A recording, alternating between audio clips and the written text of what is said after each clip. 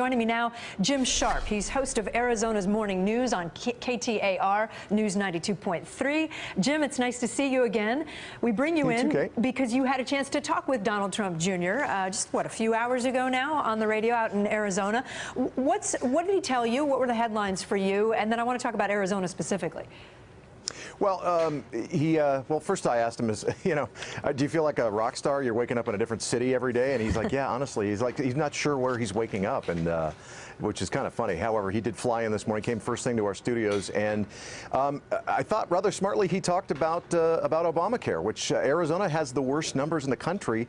They're talking about an average of 25% increase in premiums. We're talking 116% here in Arizona. So I thought it was very smart that he's talking about that, and then he's going to be over at Arizona State University at 2 this afternoon talking to a rally there. I want to play a soundbite if we can. This is Donald Jr. answering your question about his father's missteps. Take a listen.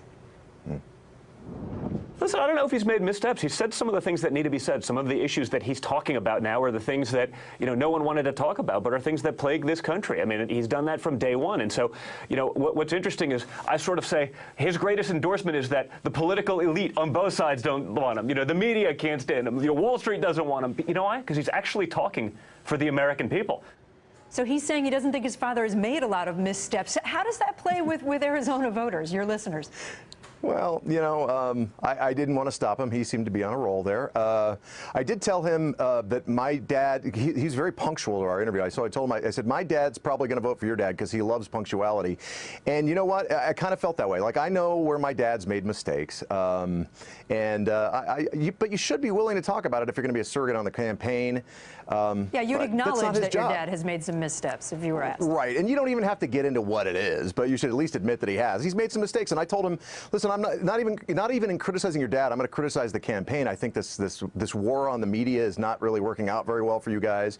And that's when I led into the Obamacare question. I said, this is a winning issue for you. It's probably coming too late in the campaign, but I think that's a winning issue for them. I think do we have one more clip, guys? I think we have one more clip from the interview. So let's go ahead and play that, and we'll talk about this last one.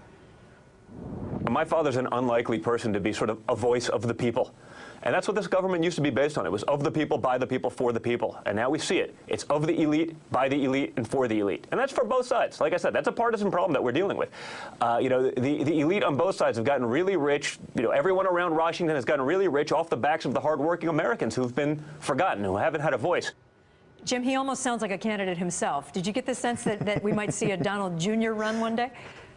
It's funny, we were talking off the air, and he said he hears that all the time, and I understand why. He's affable, he's very down-to-earth in person, and man, he hits all the points and doesn't sound slick doing it. Yeah, I think this guy does have a future. I don't know if it's the New York City mayor or what. Probably doesn't have a shot there, but I think he should run for something because he's really good. We're taking a few hits on your microphone there. You know what that means as a radio guy, so we'll let you go. Yeah. Arizona Talk Radio host Jim Sharpe. Jim, good to see you. Thanks so much. Thanks a lot, Kate.